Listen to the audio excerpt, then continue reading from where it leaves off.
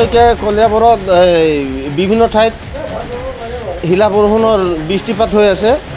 গতিকে সেইকাৰণে আমি চাইছোঁ গোটেই অঞ্চলত মানে বিদ্যুতৰ কৰ্তন হৈছে। হয়, নিশ্চয়কৈ আমাৰ কলিয়াবৰ অঞ্চলত আজি 2 দিন ধৰি শিলা বৰষুণ শিল পৰিছে। তাৰ কাৰণে আমাৰ বিদ্যুতৰ সংযোগ সীমা আমি দিগদাৰী হৈছে। গতিকে সেইকাৰণে বিদ্যুৎ কৰ্তন কৰি থৈছে বুলি আমি ভাবিছোঁ। আৰু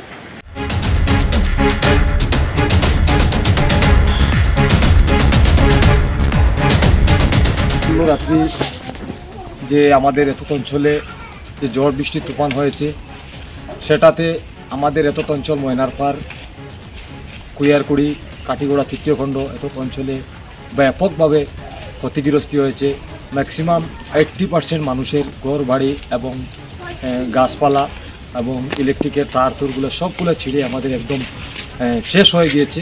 তাই আমাদের এত অঞ্চলে গোটা আমাদের কাটিগড়া এত অঞ্চলে বিভিন্ন জায়গায় ব্যাপকভাবে ক্ষতিগ্রস্ত হয়েছে।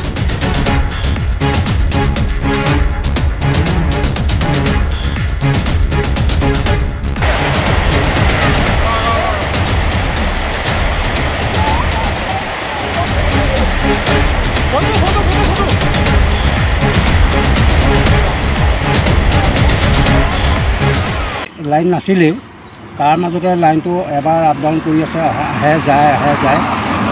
ৰাতিপুৱাৰ পৰা যেতিয়া বৰষুণজাক হ'ল, আমাৰ এইফালে পানী জমা হ'ল। সেই পানীতে গৃহস্থৰ গৈপালটো আনি বাহিৰত উলিয়াই দিলে আৰু সম্ভৱ ঘাঁহৰ লোভত সেই ঘাঁহ খাবলৈ গৈ পেলাই পানীৰ মাজত সোমাল, লগে লগে শ্বৰ্ট কৰি পেলাই পলটো পৰি গ'ল, মৰি থাকিল। আৰু তাৰপিছত আমি যোগাযোগ কৰিবৰ কাৰণে চেষ্টা কৰি আছোঁ। লাইনমেনৰ নাম্বাৰ অৱশ্যে মোৰ হাতত নাই।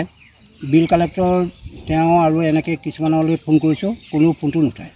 তাৰপিছত আমি গুৱাহাটী হেৰিয়ালৈ কৰিলোঁ। তেওঁলোকে আমাৰ কমপ্লেইনটো ল'লে, লৈ এতিয়া কি একশ্যন ল'লে সেইটো নাজানো। আৰু কিমান টাইম হ'ল খবৰ দিয়া?